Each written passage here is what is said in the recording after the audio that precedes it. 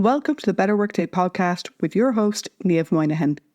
Every 2 years, Niamh conducts the Better Workday survey to identify trends in workplace needs and challenges, and to make sure Better Workday is creating content to support those needs and challenges.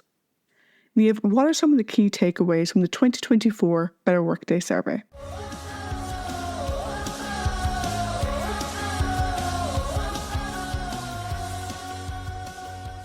Hello, and welcome to this very special episode of the Better Workday podcast. Today, I am sharing the results of my 2024 Better Workday survey. By the end of this episode, I would love it if you had one or two takeaways or actions that you are going to bring back into your workday to make improvements for yourself, for your team, or maybe the entire organisation. This is the third Better Workday survey. I started running them in 2020. And if you don't know this about me, my background is in IT and data, and I've always been very data driven. And so when I moved into this business, I wanted to make sure that I continued to be data driven or data informed at the very least. And so these surveys allow me to do a few things. First of all, they allow me to make sure that any content I'm sharing, whether it's on this podcast, on blogs, social posts, anything like that, is valuable. That it answers the questions that you have about work, that it helps you with the challenges that you face when you're trying to balance high performance and your well-being.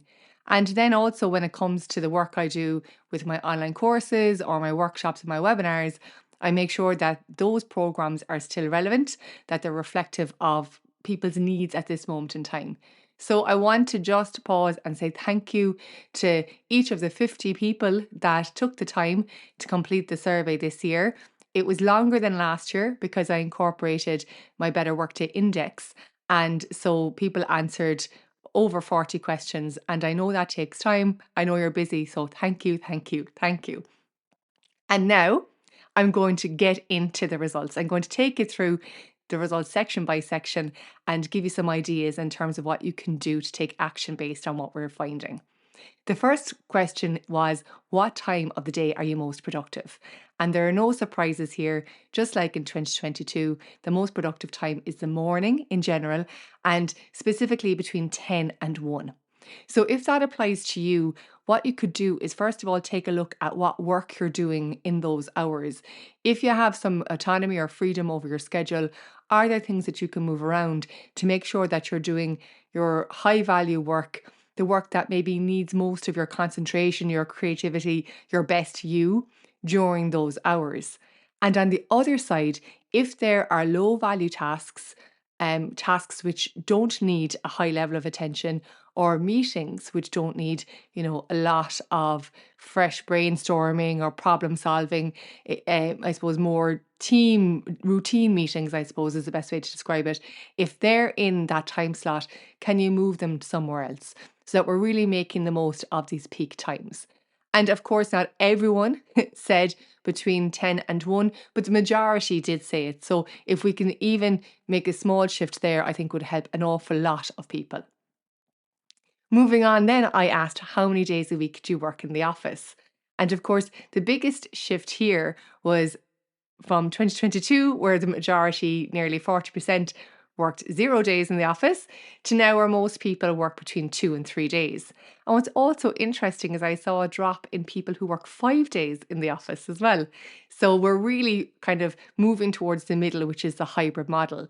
And during this episode, I'm going to talk about how we can make sure that this hybrid model works in the long term. So for the next 5-10 years, so that people can continue to reap the benefits of this balance between working in the office and working remotely.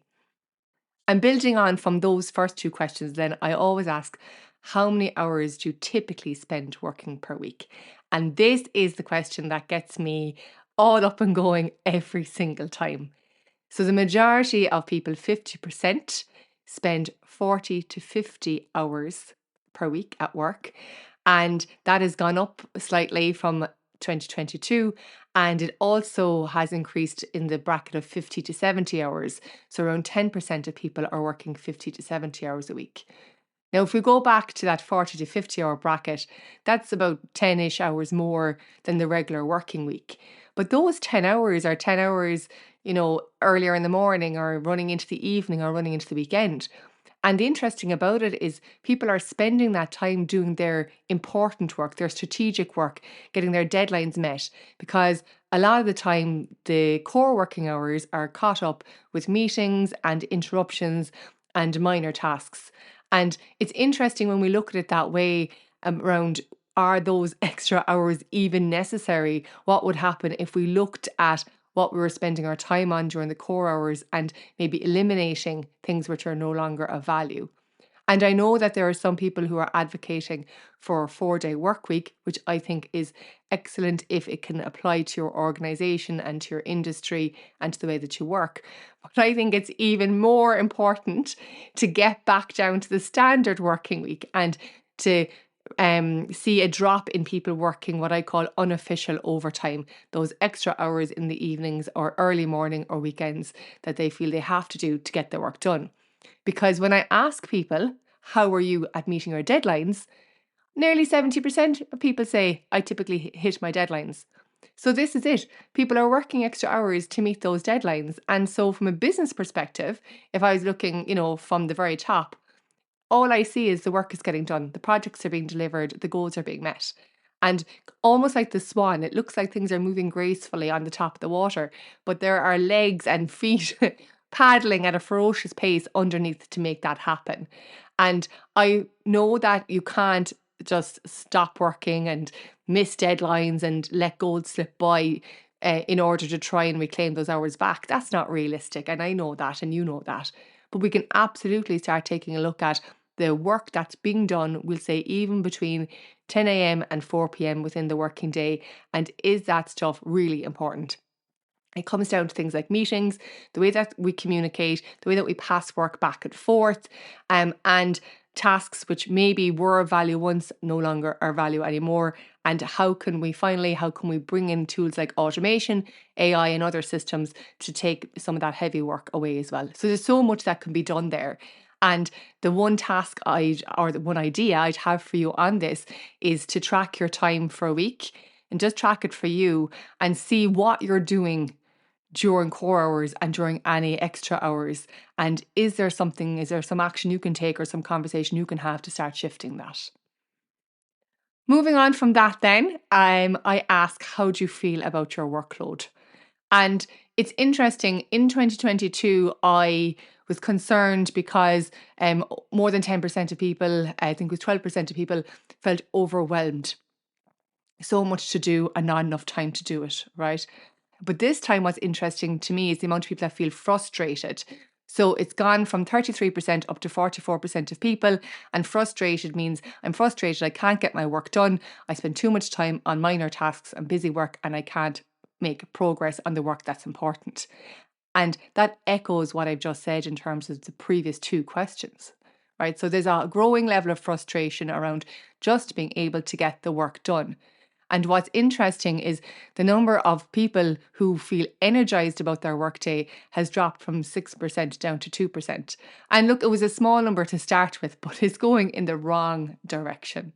Okay. So really looking at that frustration, what's causing it and what can we do to resolve it is very, very important, especially, as I've said, if we want to continue this hybrid model, if that's what's working for you, or whatever model that you're currently working in.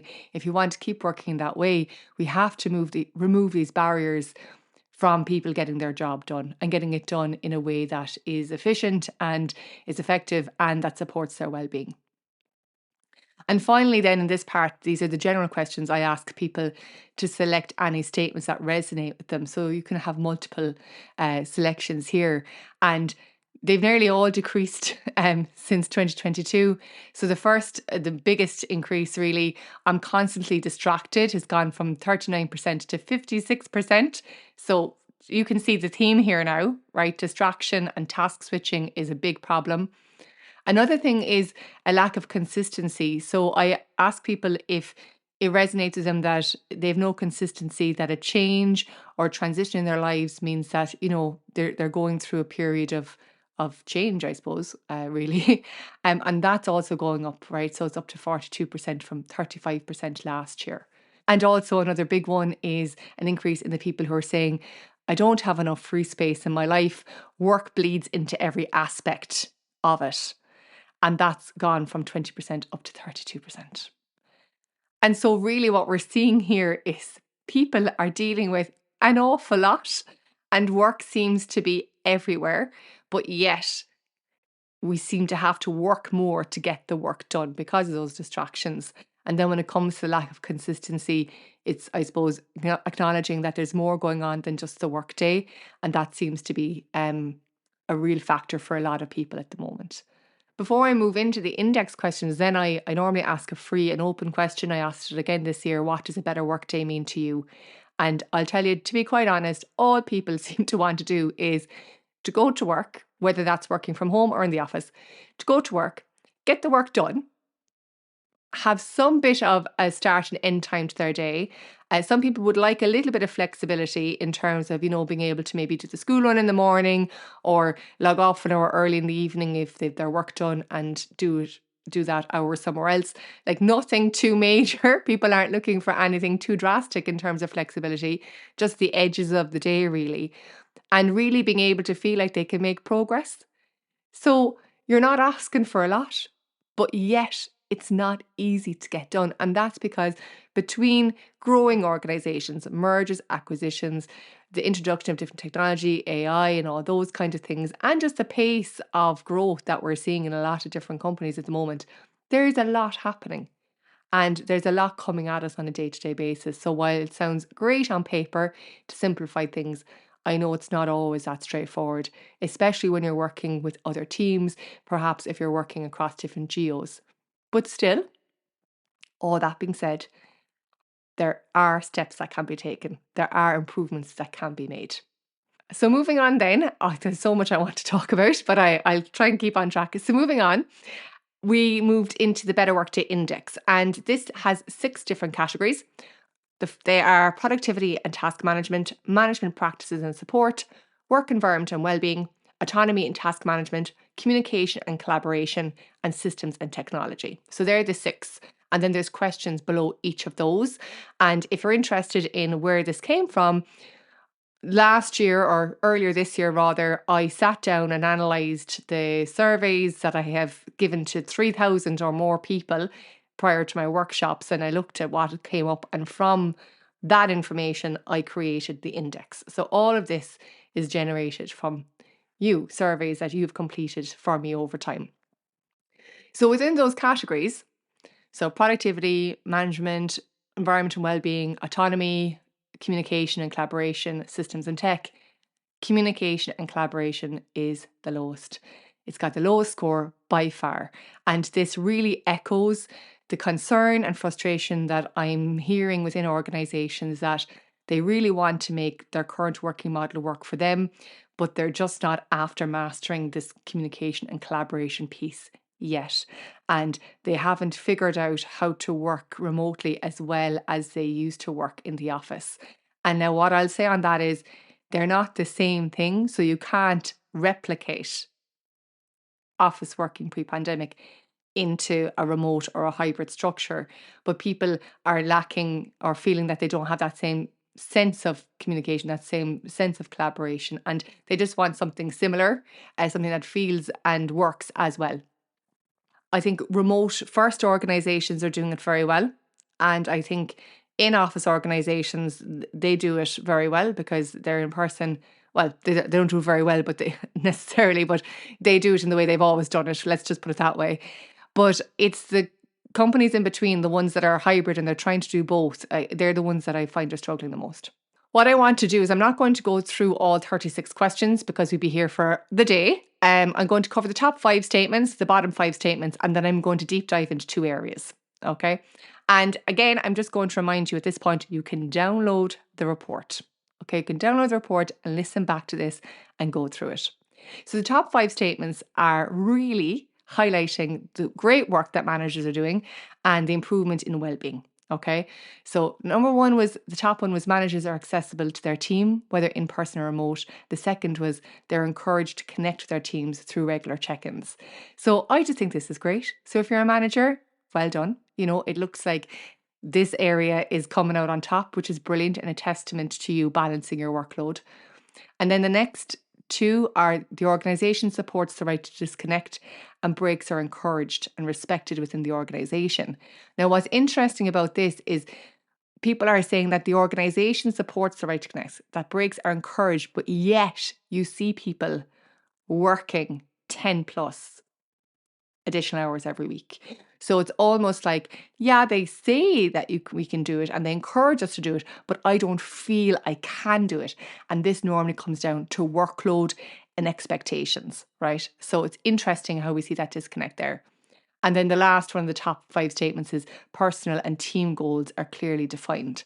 And that's good, but they're defined at a particular moment in time. There's also a bit of a moving target in terms of work that's added in. And that brings me to the bottom 5 statements, because in one of those, number 3 is there's an agreed process for adding new tasks or projects to existing work, and that's rated in the bottom 5. So basically you're saying, yes, the goals are defined, which is great, but then there's new tasks or new projects added, or there's scope creep, and we don't have any process for that. And so we can see here where the work creeps in even when we don't plan on it, right? The other statements in the bottom 5 are a maximum number of hours per day or week that can be allocated to meetings. And I'm going to stop and say, if there's one thing you can do, if you're in a position that you can make these kind of changes, is to limit the number or hours of meetings that your team or your division or your organization spend every week. So just cap it. Say absolutely no more than 10 or 15 or 20. I don't really mind what it is. It depends on how you work, your industry, and all those kind of things. But try to be more intentional about it. And if you could make that change, that would be amazing. And the other ones are training in asynchronous communication. People feel that, they just don't know how to do that, how to communicate asynchronously. And so again, it just seems to be ongoing chatter during the working day. People aren't trained in stress management techniques. And a very basic one, the very bottom one, was people are trained in how to plan and manage their day. So with all of the stuff we're talking about in terms of advanced skills at work and AI and automation and, future skills and all that kind of stuff, the very basic, the most basic, to plan and manage your day is lacking. I find that interesting because if you don't know how to organize your work and get it done, everything else comes under pressure on top of that, it's kind of like you're on a wobbly foundation. So they're the top 5 and the bottom 5 statements, right? So the things that people are saying are doing well. But again, to note that even though things are going well, the bottom statements seem to be highlighting underlying issues that would undermine those good statements. And finally, I want to dig into 2 areas. As I said, the first focus area is communication and collaboration, because that was the lowest scoring by category. And then the second actually is management practices and support. And I'll tell you why in a second. So in communication and collaboration, the lowest one was the asynchronous communication, as I mentioned. But then up on top of that, the stuff that comes up are the lack of effective guidelines for meetings, the lack of effective guidelines for collaboration across different teams and departments, the lack of guidelines regarding email etiquette and email management, and then relationship management skills and using those different communication channels. An action you can take on that is to have a frank and open conversation with your team around what's working well for your team, what's not working well, what improvements you can make both for in-team communication, and then if there are other groups you work regularly with, can you meet with them and try to put some standards in place for intra-team communication. Please don't wait for one single person or one single team to fix this problem for your whole company, because everybody has probably an awful lot going on already. Start with the team. Then the management practices and support. So I wanted to call this one out because do you remember I told you that managers being accessible to their teams and having regular check-ins was top scoring, which is great. But when we look at it in more detail, there are problems below that, okay? So for example, the lowest scoring area for management practices is managers being trained in a manager's workload.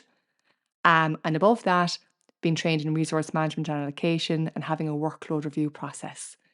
and having a defined structure for one-to-one meetings. So all that stuff is scoring really low.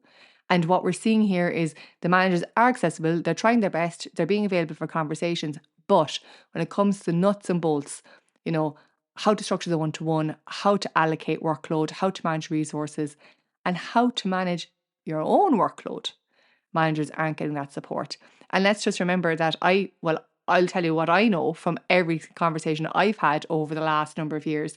I have yet to meet a manager whose only job is to manage the team.